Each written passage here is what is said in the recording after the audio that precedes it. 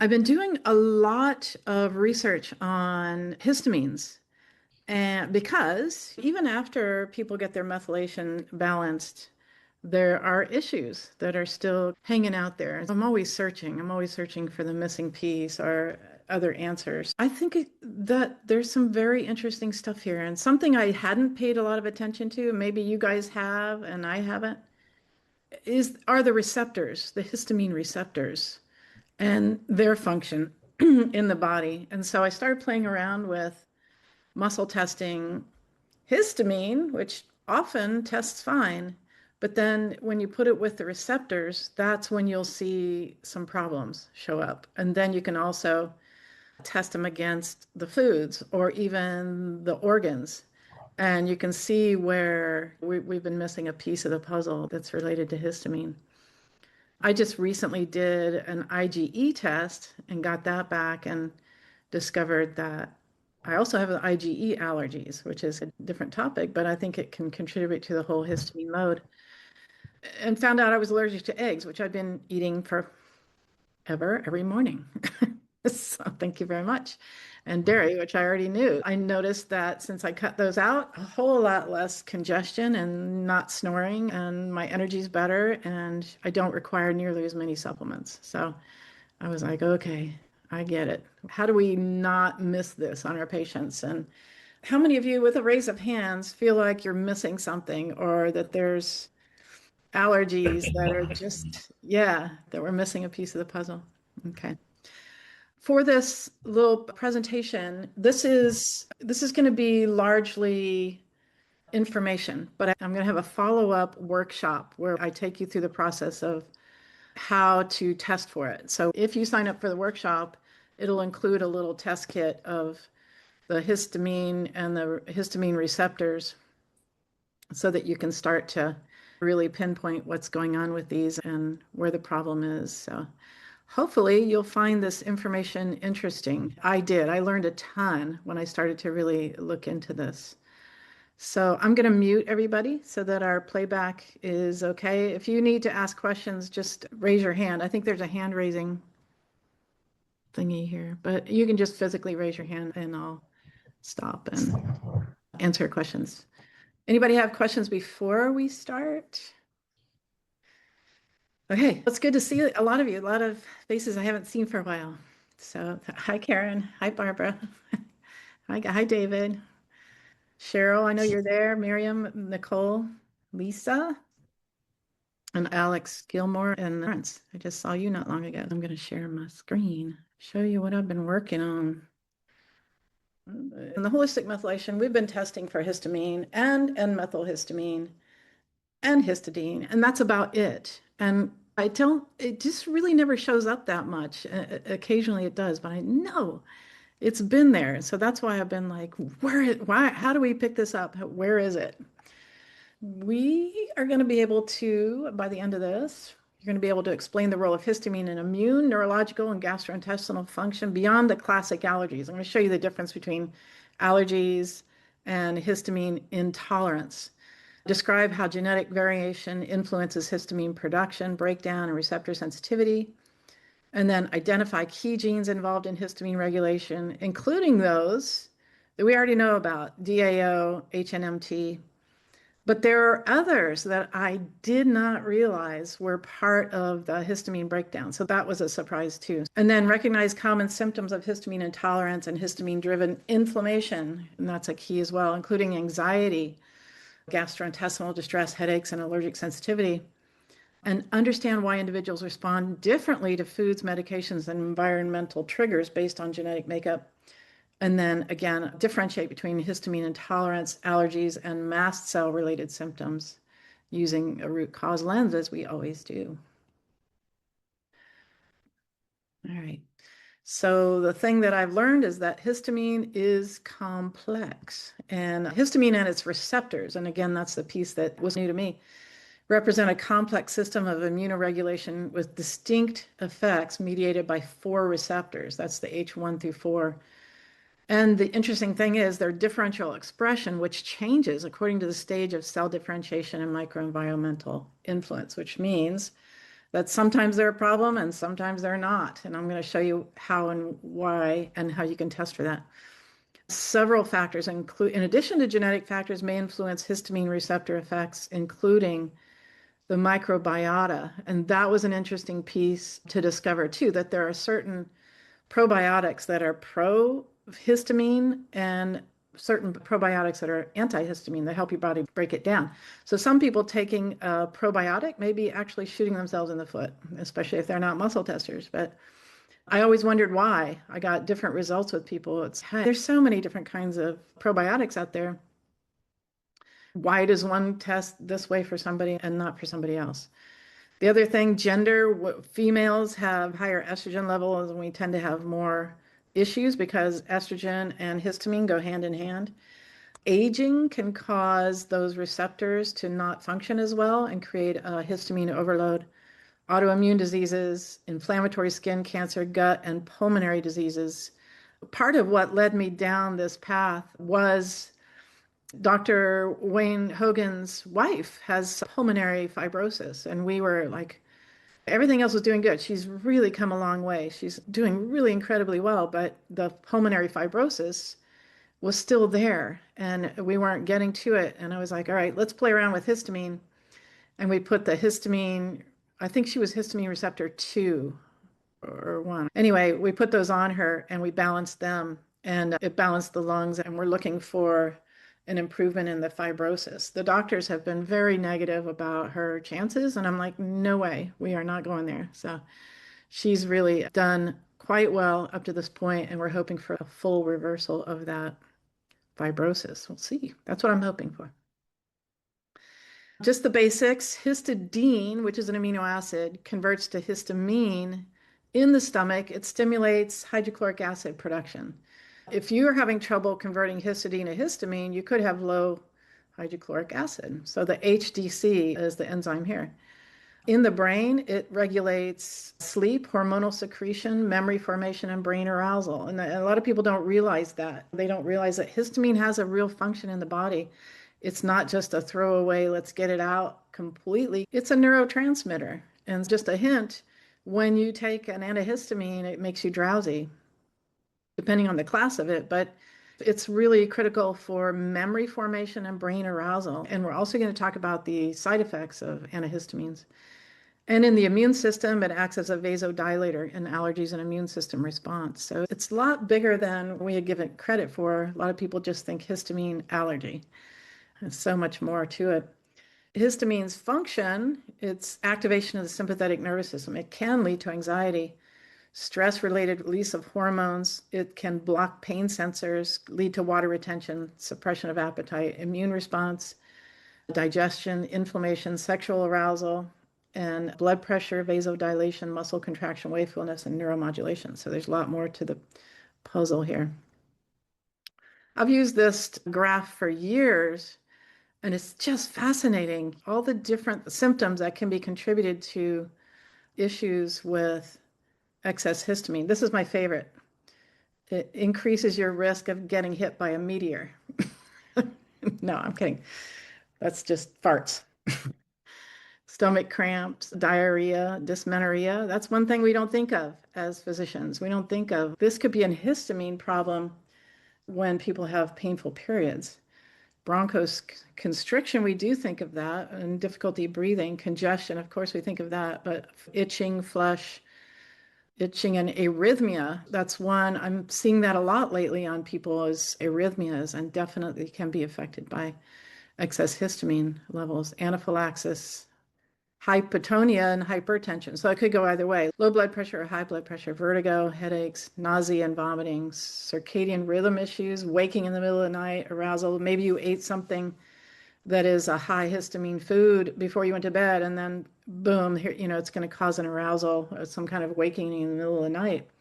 Not stuff we think about. Generally, we think of, oh, it's liver congestion, or it's blood sugar dropping, or cortisol is going up. And yeah, high histamine is going to cause the cortisol to go up and the central nervous system to be activated, so it can wake you up.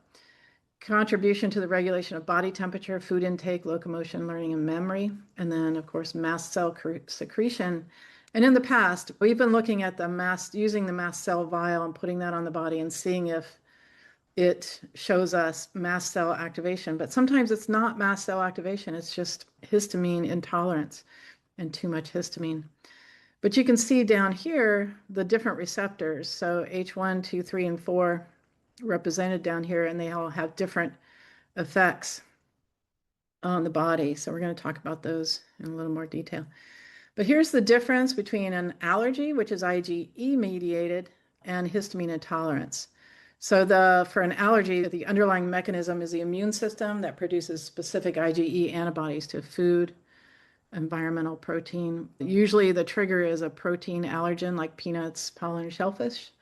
The onset of symptoms is immediate to minutes after exposure. Reproducibility is highly reproducible with each exposure. It's always going to be the same. Main symptoms affected are going to be skin, respiratory system, gut, and cardiovascular system. Severity can cause life-threatening anaphylaxis. Diagnostic tests are good ones for that. Positive skin prick test or serum specific IgE. Treatment would be strict avoidance of the allergen, emergency plan with antihistamines or epinephrine, EpiPen. Long-term outlook, some allergies persist for life, others may resolve, like some childhood milk and egg allergies may resolve. But when we look at intestinal tolerance, we're looking at impaired histamine degradation. So it's not breaking down efficiency. We have been looking at the DAO and HNMT genes, but also, and I'm guilty of that too, is not talking to people about dietary histamine. Watch those dietary histamines. It makes a big difference to do both, to cut out the foods that are causing high histamine or causing a high histamine release, and also addressing the DAO and the HNMT. And really cool thing, I did a chat GPT search to see, because I wasn't sure what the cofactor was for DAO. I was always like, hey, I'll just take the DAO enzyme. But I put it into chat GPT and I said, what's the cofactor or coenzyme for DAO enzyme? And it came back copper. And I was like, copper? Are you kidding me? I didn't know that. So now it's added to the interactive chart, and it's one of the things you can test for DAO variants. So the trigger is usually histamine itself or histamine releasing foods. And it depends on your load. If you have a low level of histamine and you eat a histamine food, it doesn't really trigger this response. But if you're already high, if your bucket is high, it's full, you add in an extra histamine food and boom, suddenly you got a reaction. And onset is often delayed, 30 minutes to several hours later, and cumulative load matters. So that's why the diet is so important for getting that histamine load down. So reproducibility may vary depending on histamine load, enzyme activity, and gut health. It's so interesting because people say, yeah, I reacted to it last time I ate it, but I'm not reacting to it now. What happened? And it's just all about load. So I'm going to give you some ideas about how to lower that load. Main symptoms, it could be anything from gut, skin, neurological headaches, heart, mood. I'm going to talk about how this affects brain function and mood. Severity, typically not life-threatening, but symptoms can severely impair quality of life. And there's no standardized test, possible low DAO in the blood activity. I think getting whole blood histamine is one way to test that, and that's why we have that in our blood work panel. Symptom-based diagnosis, elimination diet, that's how we work with it. DAO supplements, HNMT supplements, probiotics. I'm going to talk about the right kind of probiotics. Antihistamines I don't really recommend unless it's like absolutely have to because it has so many adverse effects on the body.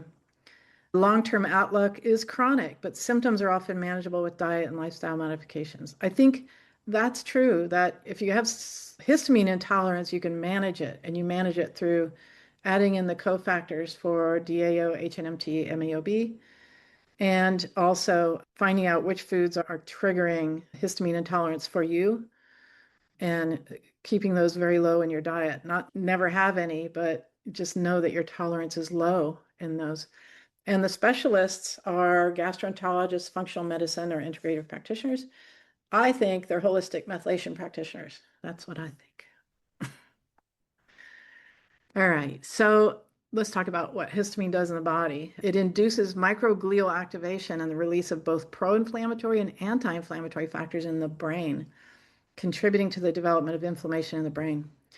Decreased brain histamine causes anxiety and impaired learning and memory. And it's all about balance. We want it not too high, not too low. When it's balanced, it produces appetite suppression.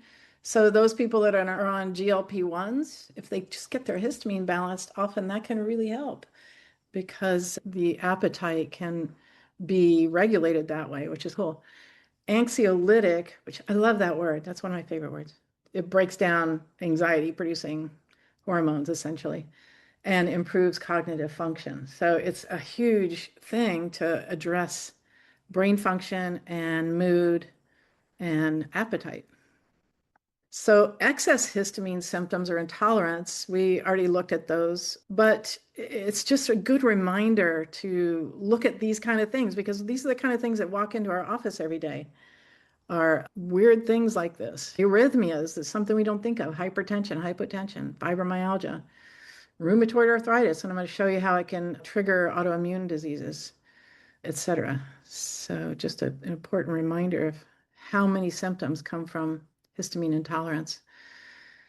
So causes of histamine intolerant, again, insufficient breakdown of histamine from HNMT DAO variants, release of histamine from allergic reactions or mast cells create an excess of histamine. And again, foods, gut microbiome, HDC synthesis variants. And then that leads to excess activation of histamine receptors. And that's what you need to remember about the receptors is when they're excessively activated, that's when we get with H1, we get allergic reactions like asthma and itching, which with H2, you can have stomach acid, mast cell degranulation issues. So you might find that they have GERD or gastrointestinal stomach issues or ulcer.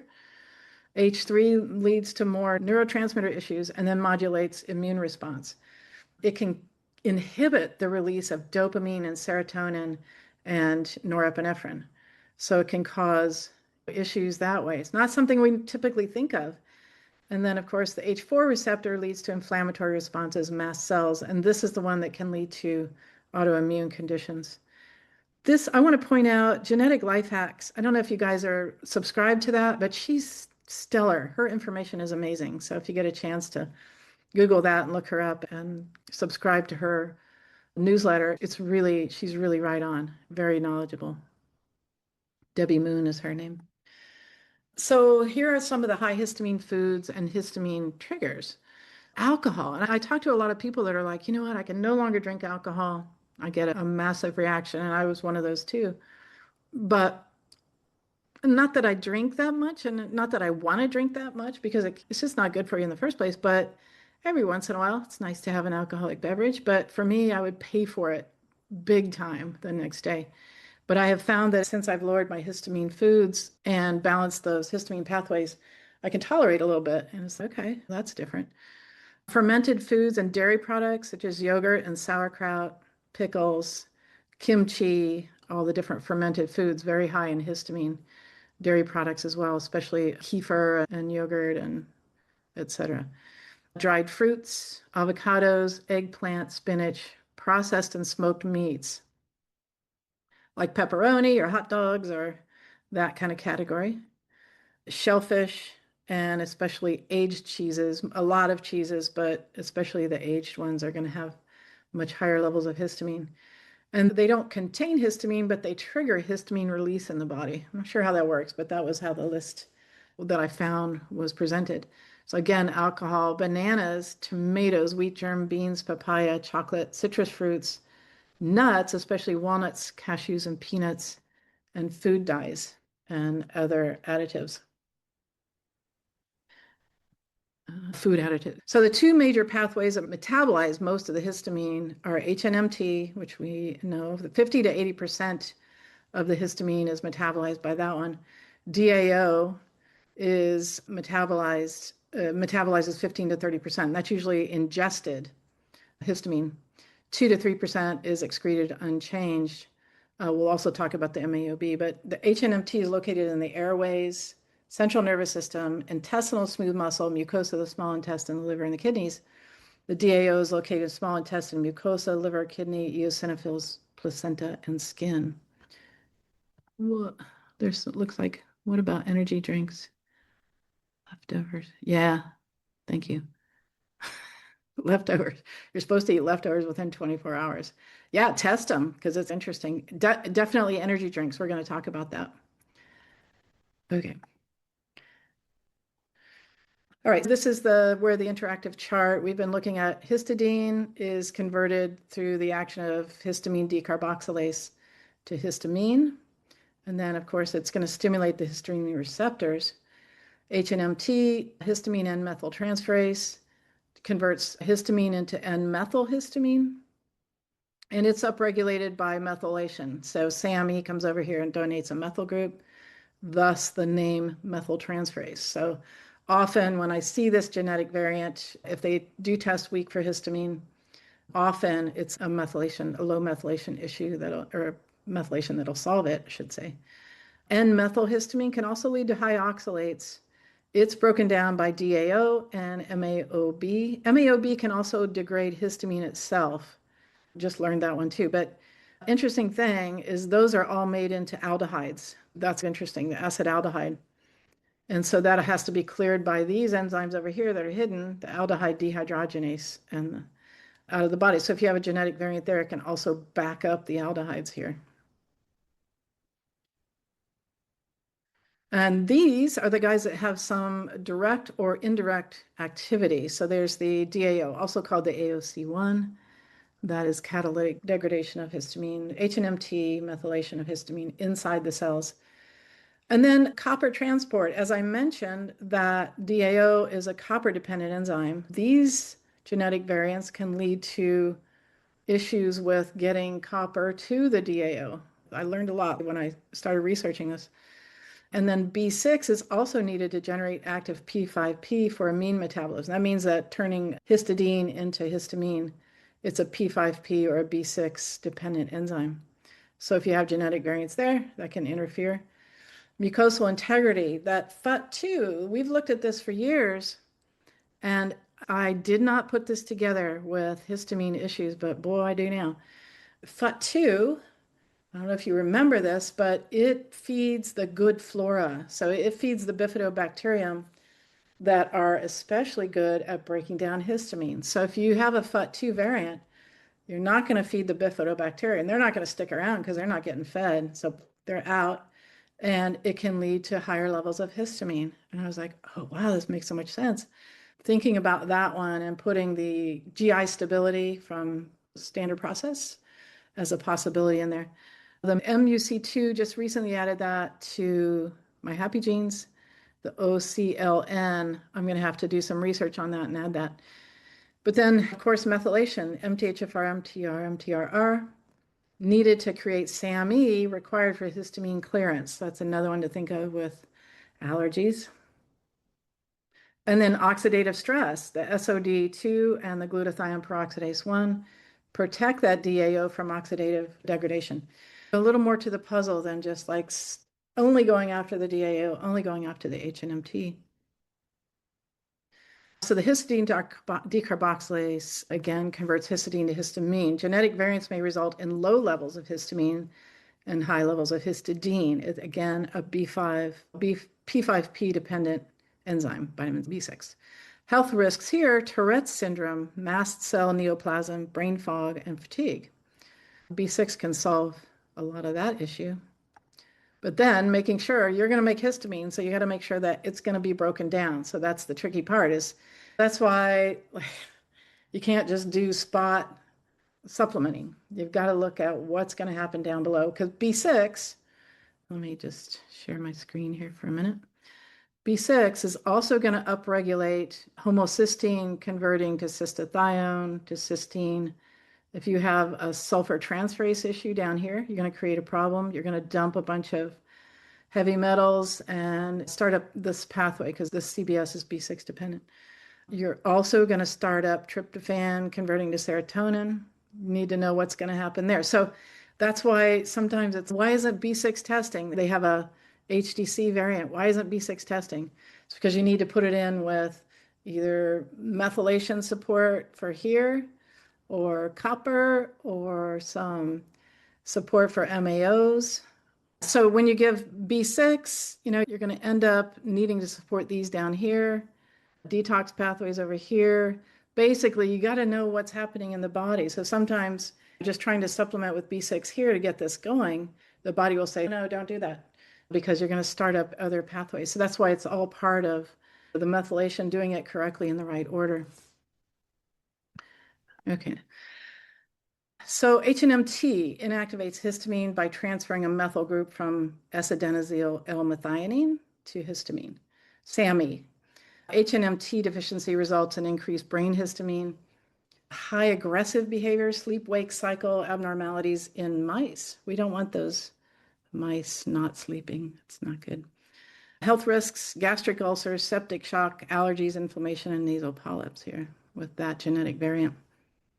DAO, diamine oxidase, is the primary enzyme for breaking down ingested histamine. Patients suffering from urticaria or hives, Crohn's, or celiac disease show low DAO activity in serum or plasma. Since DAO is made in the gastrointestinal tract, low levels are indicative of poor digestive function and compromised intestinal barrier. Leaky gut, health risks associated schizophrenia, attention deficit. This is ADD, ADHD here. Headaches or migraines, brain fog, low or high blood pressure, arrhythmias are here, itching, psoriasis, hives, nasal congestion, asthma, fibromyalgia, bone pain, IBS, and chronic fatigue. Something, again, we see these things all the time in our practice. Next time you see it, think of checking histamine levels. Reduced DAO activity is going to lead to impaired histamine metabolism and significant villus atrophy, especially the tips of the intestinal villi. Structural damage to the villus tips results in diminished DAO production, impaired histamine degradation within the gastrointestinal tract. So it's a vicious cycle. You're damaging the tips of the villi, which impairs histamine breakdown and then increases histamine level and damages it even more. So this is a huge piece of leaky gut. An increase in mucosal histamine content and histamine secretion is seen in both Crohn's disease and ulcerative colitis. So you're going to see abdominal distension, fullness, diarrhea, abdominal pain, and constipation here. So it's a biggie. And it was interesting when I first started working with methylation, one of my first patients had severe leaky gut and could barely eat anything. He had one or two foods he could eat, and it was a young kid, and he couldn't hardly eat anything without reacting and being in significant amount of pain.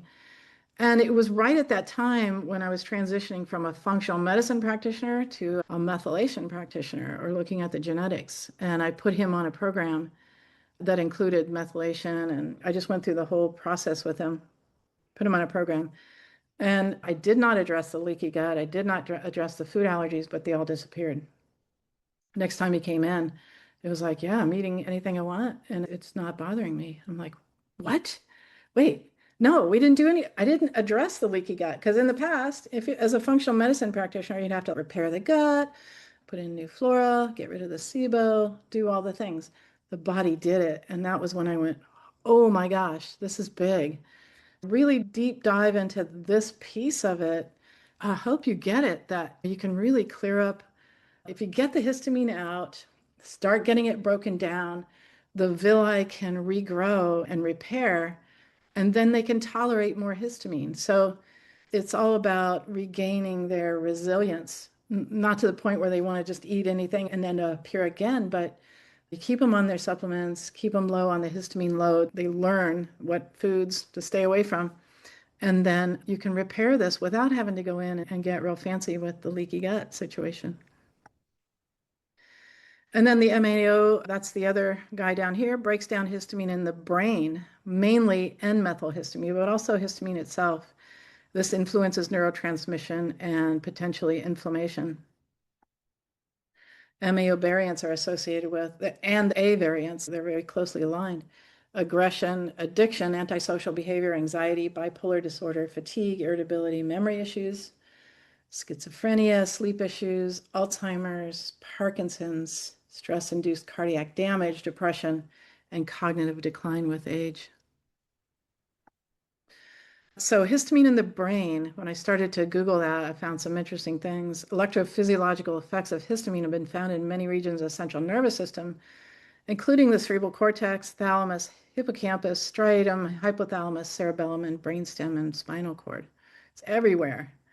So when I found this map, I was like, are you kidding me? Look at that. Look, histamine receptors all over the brain. It's crazy. So how histamine affects the brain, the immune response, allergens trigger the release of histamines and pro-inflammatory molecules or cytokines. These chemicals can cross into the brain, causing inflammation or neuroinflammation that disrupts neuron communication. Inflammation spreads, impacting cognitive functions and mood. And then nasal congestion reduces oxygen, further impairing brain function. And I read a book many years ago called Brain Allergies, and it just blew my mind. This isn't a true allergy of the brain, but it is cognitive mood issues from systemic inflammation caused by allergens. That's even pollen, food, molds, trigger immune responses that affect the brain, leading to brain fog, fatigue, poor focus, memory problems, irritability, ADD, HD, ASD, but also the bad stuff, the schizophrenias and hallucinations, and it can get really bad. Doris Rapp, I don't know if you ever get a chance to Google her and you can watch some of her videos of children that are reacting to like food dyes and they're screaming and crying or hitting their parents or just coming out of their skin. And then she gives them the antidote and they just calm right down and they're relaxed and they're acting normally. But anyway, these effects stem from inflammation, disrupting neuron communication, slowing thinking, impacting mental clarity, making it harder to concentrate or process information, as we said. This was interesting. Histamine can block the receptors for serotonin. Here's serotonin in here in the synaptic cleft between the neurons. The receptors are waiting to accept serotonin, but they're blocked by histamine. It can cause depression in that way. Histamine in the nervous system, excess histamine promotes the loss of mitochondrial membrane potential and the production of reactive oxygen species in microglia by binding to these same receptors. Accumulation of these cytokines and pro-inflammatory molecules can lead to nerve damage and mitochondrial dysfunction, I should say.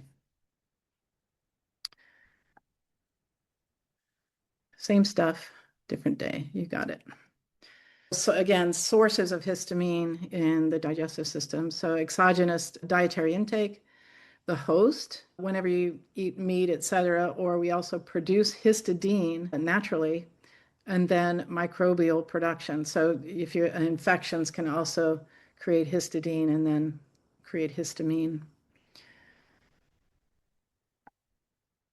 The link between histamine and zonulin, as I was mentioning, excess histamine leads to elevated zonulin, a key marker of increased intestinal permeability or leaky gut. It increases that gap junction between the cells of the intestines so that food can get into the bloodstream where it should not be, undigested food.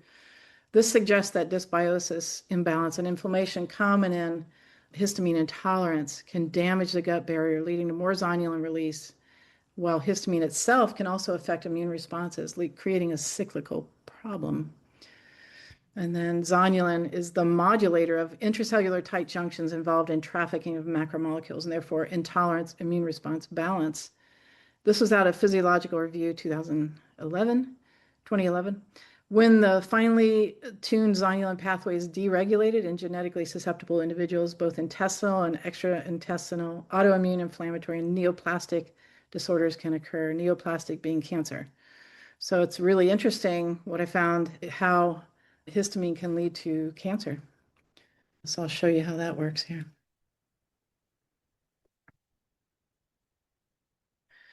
Increased levels of zonulin are a contributing factor to the development of celiac disease and other autoimmune disorders such as insulin-dependent diabetes, multiple sclerosis, and rheumatoid arthritis. That's out of the Lancet. Interesting thing, I had a patient who was a celiac, diagnosed celiac, blood work, blah, blah, blah, and I put her on a methylation program. And then she was able to eat wheat without any problem after many years of having to watch every single molecule of gluten in everything she ate. She'd have to put people through the ringer just to have any gluten in it at all because she would have a massive reaction. And she got to the point where she could eat gluten and she was diagnosed celiac. And it was through balancing these pathways. Let's talk about histamine and estrogen. Estrogen stimulates mast cells to release histamine and deregulates DAO. So it contributes to lowering the breakdown of histamine. Histamine stimulates the release of estrogen from the ovaries, forming a vicious cycle where more histamine leads to more estrogen and more estrogen leads to more histamine. So most vulnerable times at puberty and perimenopause due to sharp fluctuations of estrogen. So many women in their 40s and perimenopause, and not necessarily aware of this, feel they have developed new allergies or intolerances, perhaps to alcohol or certain foods, and they find that conditions such as hay fever, eczema, or asthma appear for the first time or worsen. And it can be because of these fluctuations in hormones. So when we look at the receptors too, the H1 and H3 are the biggest culprits. So histamine stimulates the H1 receptor, increases estrogen, and then causes issues with the uterus and dysmenorrhea, or painful periods and cramping, smooth muscle contraction. Also, the H3 contributes to the neurotransmitter release in the central nervous system, can lead to vertigo, headaches, nausea, and vomiting, circadian rhythm arousal. Something we don't normally think of in dysmenorrhea. Other factors that influence histamine, certain drugs block that DAO enzyme. And I'm going to talk about those in the next slide. I'll show you some of them that block DAO. Gut flora imbalances block histamine breakdown. So the F2 that we talked about associated with low bifido count in the gut, which disrupts histamine breakdown. And then found an article that talked about aging impairing the expression of the histamine receptors and may contribute to higher histamine levels as we age, along with neurodegenerative disorders. So it can lead to worsening of those situations as we age. These are some of the drugs that block DAO. NSAIDs, ibuprofen and aspirin will block DAO. Antidepressants, amitriptyline, fluoxetine, antiarrhythmics, propafenone, I guess that said that, verapamil. Certain antibiotics can do it, metoclopramide and cimetidine. Over 90 drugs are known to inhibit DAO with strong inhibitors, including chloroquine and clavulanic. These are hard to pronounce. Clavulanic acid, while many others like acetylcysteine and some blood pressure drugs also have an effect, impacting histamine breakdown. And I swear, my mother and my adopted father both had this like dripping nose all the time. They were both on lisinopril or hydrochlorothiazide. And I was like, it has to be that blood pressure drug because they both had this thing. Every time I looked around, they were wiping their nose. And then I found this information. I was like, no wonder. So the medical establishment, this is how they treat these kind of things. First generation H1 antagonists. So they don't look at histamine breakdown. They look at stopping the activity of the receptor.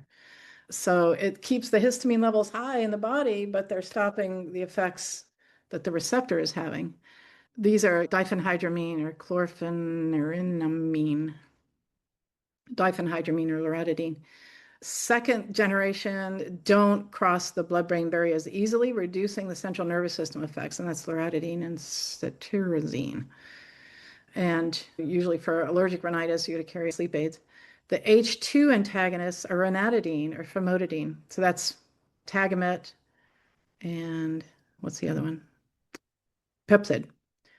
Primarily used to reduce gastric acid secretion, but they're H2 antagonists. They're the histamine receptor antagonists. That's how they work. The H3 antagonists they're experimental. There's no real good ones. I think a lot of research scientists are looking to find a way to block that H3 receptor and H4 antagonists as well. Not that any of these are good, but that's the way they approach this is let's block the receptor and that's going to solve the problem. It does not address the inflammation that's happening because the histamine is high in the body. And then the side effects, when I started to look at that, I was like, oh my gosh. Drowsiness and fatigue, very common, making driving or operating machinery unsafe. Dry mouth and eyes, blurry or double vision, headache, dizziness, digestive issues, constipation, diarrhea, nausea, or upset stomach, coordination issues, erectile dysfunction, low blood pressure, nipple discharge, joint or muscle pain. And so we're looking at how antihistamines cause erectile dysfunction. The histamine blocks the receptors that then reduces blood flow and arousal. Also lowers testosterone and libido, affects erection control through anticholinergic effects, and lowers sexual energy through sedation and fatigue. So that's no fun. And addiction. So that's the other thing is I know I've had many patients in my practice who are like, I can't get off my antihistamine. I get massive reactions. I'm like, really? Antihistamine addiction, but increased tolerance and needing more and more of it, drowsiness, inability to cut back. It's like an addiction.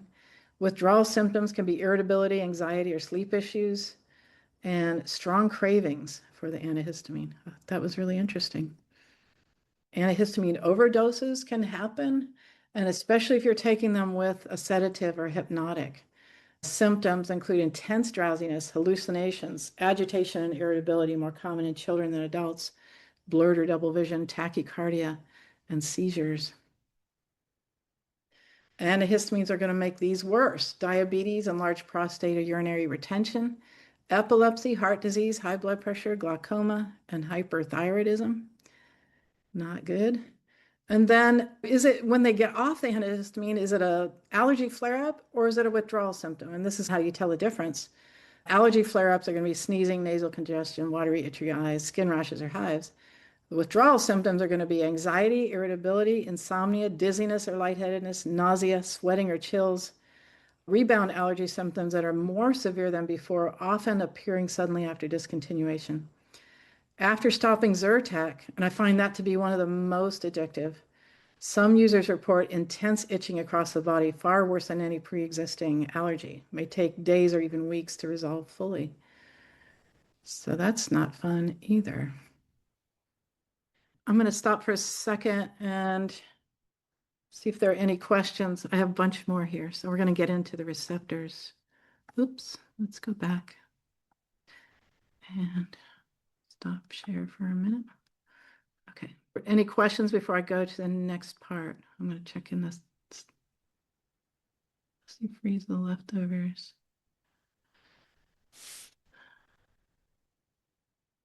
Yeah, I think, yeah, Molly, I do believe that progesterone is a natural antihistamine. It upregulates the MAO especially. Ketotifen has major rebound as well. Helen knows this by firsthand. Any other questions so far? Yeah. Barbara. What about Alzheimer's? Since that is inflammation also, would that Yeah. be really affected? Yes, absolutely. Cognitive decline of all kinds. So it's going to contribute to the breakdown of memory and focus and can lead to worse Okay, Alzheimer's. so would that increase the amyloid plaque then? Is that what it would That I do? don't know. That would be a good search. Maybe we could do a search on that, do an internet search and see. I didn't run into that. But... Okay. Thank you. Okay. Guys doing okay? Information overload? There's good? more questions in the chat. Okay. Iron fusion affect histamine levels.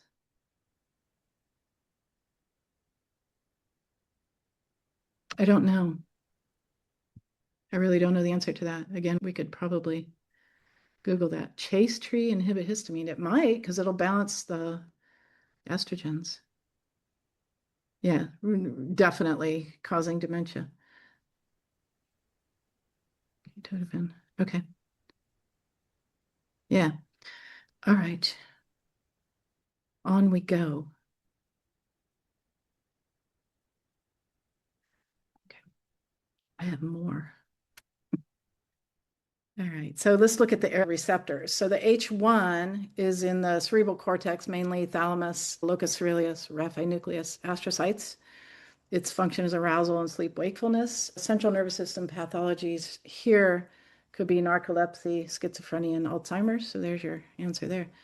H2s are in the cerebral cortex, basal ganglia, hippocampus, and amygdala. Motor functions can lead to schizophrenia, Parkinson's, and Tourette's, a little more in the motor control versus the brain function. H3 is going to affect the whole central nervous system, regulates the release of other neurotransmitters such as glutamate, GABA, acetylcholine, dopamine, both in the central nervous system and the periphery. Effects can lead to schizophrenia, Alzheimer's, Parkinson's, Tourette's, ADHD. H4 is in the hematopoietic immune cells, eosinophils, mast cells, and dendritic cells, and involved in inflammation.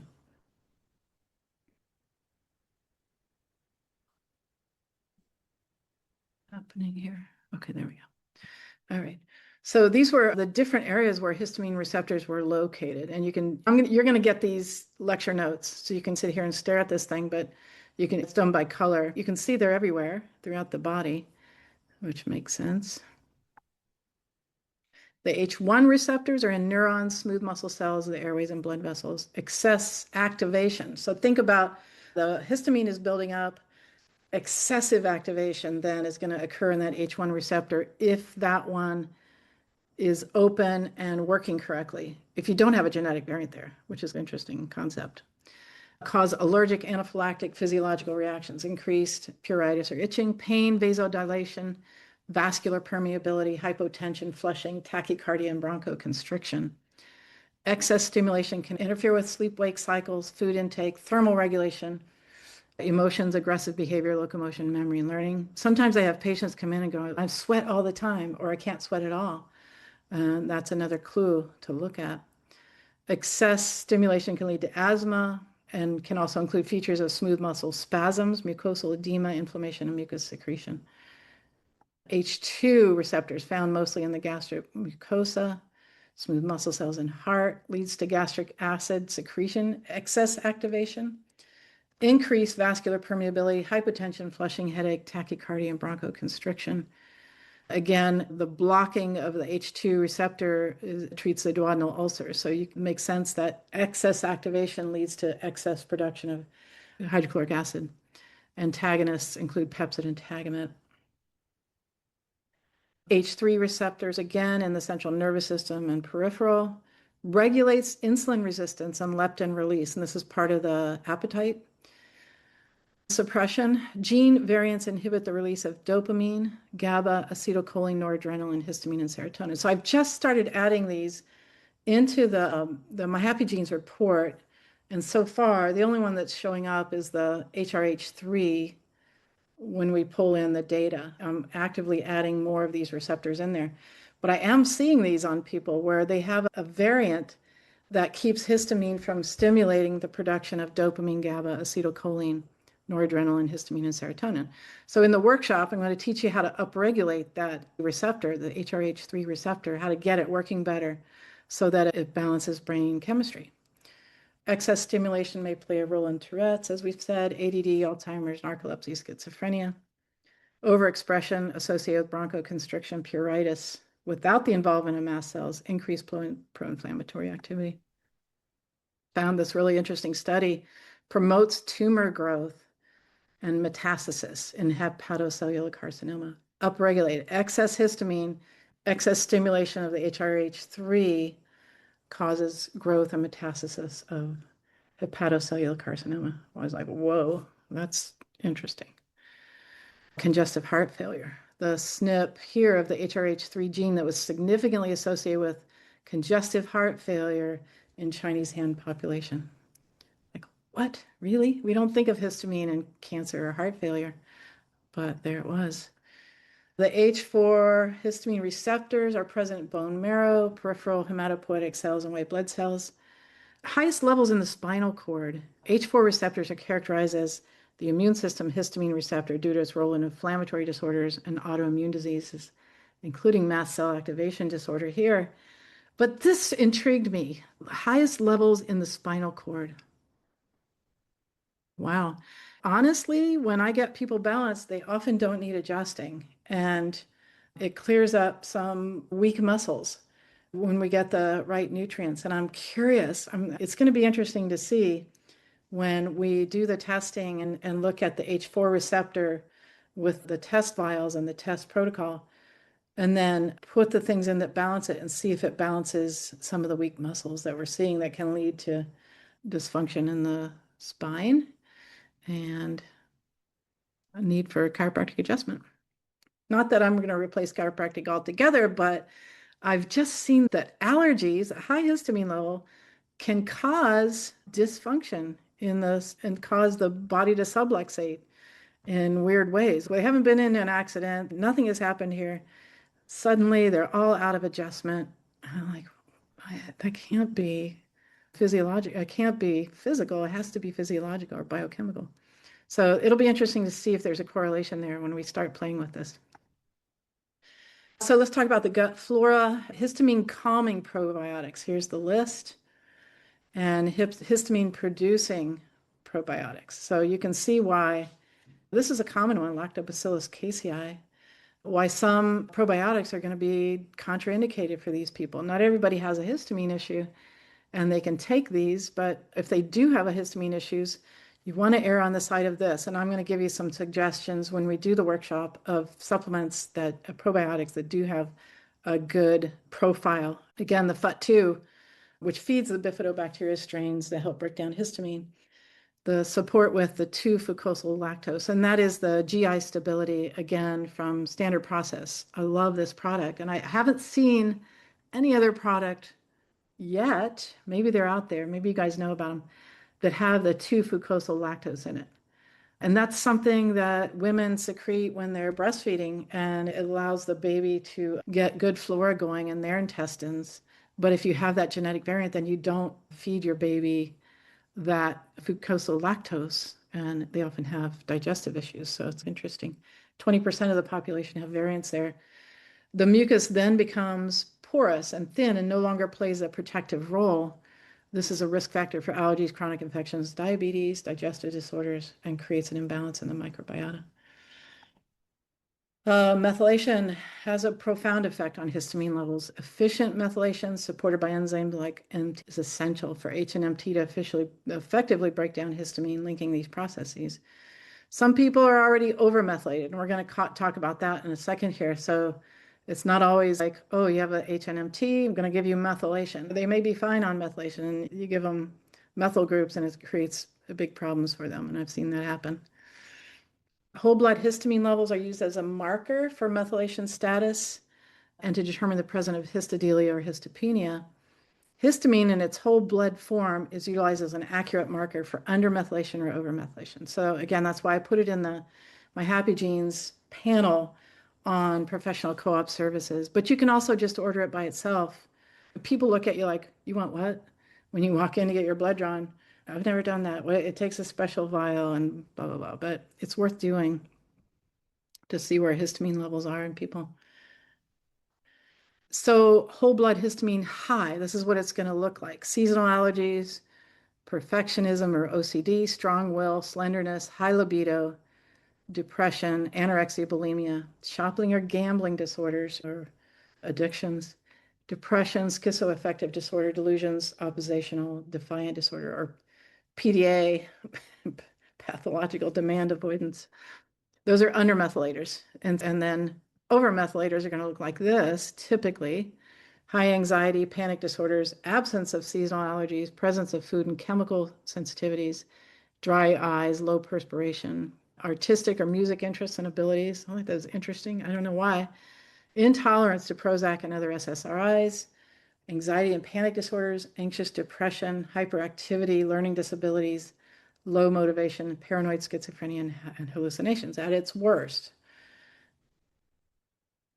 In the workshop, we're going to be doing how to test for histamine intolerance, using the test files to determine histamine intolerance and possible organ connections, looking at the MyHappyGenes reports that can point to histamine intolerance, those genes that we talked about, determining which foods increase histamine and which foods reduce it, design a food plan for your patients to support histamine clearance. I love to do this with ChatGPT. That's fun, and I'll show you how to do that. Determine which supplements support the breakdown of histamine and which increase histamine, and then be able to test for the histamine receptors as well. In the chat room, the very first conversation, you'll see a link. If you'd like to sign up for the workshop. It's $97 for you guys on this call, typically 125, but we're going to include the test kit for free as well. If you guys sign up, you don't have to do it like right now, but if you guys sign up, we know that you've been on the call, and then you can get in there if you'd like to do it. It's going to be February 5th at 6 p.m. And we'll do hands-on. I'll show you how to test it. We'll use the vials and really dig in deep in here and see what's going on. So that's my story. More questions? Are they in there? You can unmute if you'd like. Okay, you got the histamine works. Okay, if you have questions, go ahead and unmute and ask anything you want. No questions. That's great. What'd you guys think? Was that helpful, interesting? I see a lot of my clients, Nan and I were texting back and forth a little bit because we both work with the same person. And she has so many of the symptomologies, and I had not considered histamine as her Yeah. problem. But everything that you talked about that's our person. So yeah, it's another place to look at because I dial her in and she's feeling really good, but then all these symptoms come back. Yeah. Yeah. I think this is a really big missing piece. So I'm excited about it. And again, I had just only been looking at it with the mast cell vial. Do you have the mast cell vial? I do. I Okay. think I do. And I don't Mast think cell. it's giving us the whole story. So that's why the histamine receptors, I think, are going to give us that little missing information there. Yep. Did you come across anything about using baking soda to help with histamine? That could, yeah, the histamine 2 receptor, it can help neutralize the acid that's created. I don't think it's going to directly, it may just balance the effects of the histamine and not get the histamine out. But it's one way to do it, one way to give symptomatic relief right away. Okay. Yeah. And maybe acidity, body acidity can also lead to high histamine too. I think there might have been something about that, but I have not dug deeper. I just heard from another class I took. They talked Oh, about okay. baking Yeah. soda. So Yeah. So it's probably working on the H2 receptor there. All right. Good question. Yes.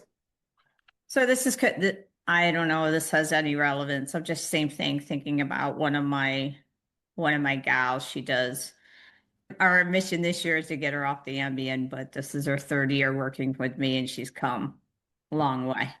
But one of the things we've dealt with this woman for years is high iron, and she's a menstruating woman, and it just doesn't. She doesn't have the genes for it, and it could be just the COVID and or the vaccines or all that. But I'm just curious if there's any relations because as we're going through this, some of the some of the other issues, the same thing. I think I need to test her for this histamine. She definitely has that as well. And then I was thinking, wow, I wonder if there's any correlation to that. I don't know. I'll do a deep dive and see if I can find anything. And maybe you can too. You can Google. Yeah, I will. See Hi. what's going on there. It's a good question. I had another question too. Oh, sorry, Barbara, were you next? I was just going to ask, I just signed up for the workshop, but will I be able to get the vials before the workshop? Good question. February 5th. I think we could probably get it to happen. Helen? You're muted. As long as you send them to me first. Okay, I'm going to put my address in the chat. Okay. It's Yeah. better if you email me. Okay. What's your email? holisticmethylation@gmail.com. Okay. I think when you sign up, I'd have to check how the sign up works, but I'm hoping that it collects Yeah, everyone's I have a address. different address than my bank card is at a different, so it'll be better. Thanks. Okay. Nice. Yeah, that's a good question. Yes. Can I ask one more question? So I understand that often there can be histamine dumping at 3 a.m., and that's part of the sleep issue. While you're working on the other kind of methylation protocols pieces, do you have any suggestions for those kind of just addressing that 3 a.m. histamine dumping? Yeah, if they can just stay on a low histamine diet, really stay low on it for quite a while until they get their tolerance built back up. But I'm finding it making a huge difference in people sleeping. Yeah, so that's probably the biggest take home. And then as we learn how to get the histamine breakdown, fire up those enzymes, getting them working better, that's going to work better. Okay, thanks. Yeah. Jay, there's a couple of questions in the chat. Oh, wondering if we have someone we suspect has high histamine and no way to be tested yet. Would it be reasonable to have them? Yes, absolutely. You can't hurt them by eliminating those. I think it's a really good idea, especially his probiotic. Yeah, test the probiotics to see if, and look at that list. Make sure they're not taking a probiotic that's increasing histamine. What's my opinion of Dr. Lynch's histamine protocol? I don't know. I know he's got some products that are good. I use the Probiota Histamine X, Probiota Histamine X, I think it's called, which I really like. The Seeking Health products. And I think he has a DAO as well, so it's worth trying. I like to get, instead of giving DAO, but you can do that too. There's a really cool product that I found on FullScript that has, it's a little dispenser and you can carry it around in your purse or whatever, and you can click it and it'll dispense a little tiny pill that you take 15 minutes before you eat. If you know you're gonna have a high histamine food or you suspect you might. And it's really cool. It is DAO. So it's like, I don't know, I forget what the name of the product is, but it's on FullScript and it's a cool little Pez dispenser kind of thing to carry around. Okay. Jay, And sure it will be, but is workshops recorded and stuff? I have plans that night. yep. Yeah, it'll be recorded. Okay. Yeah. All right. Thank you guys for showing up. I really appreciate it. And I hope that was helpful. And I hope to see you on the workshop. And all right, it's just good to see your faces again. I've really enjoyed Thank that. you so much. Thank you. Yeah, you're welcome. Bye, y'all. Thank you.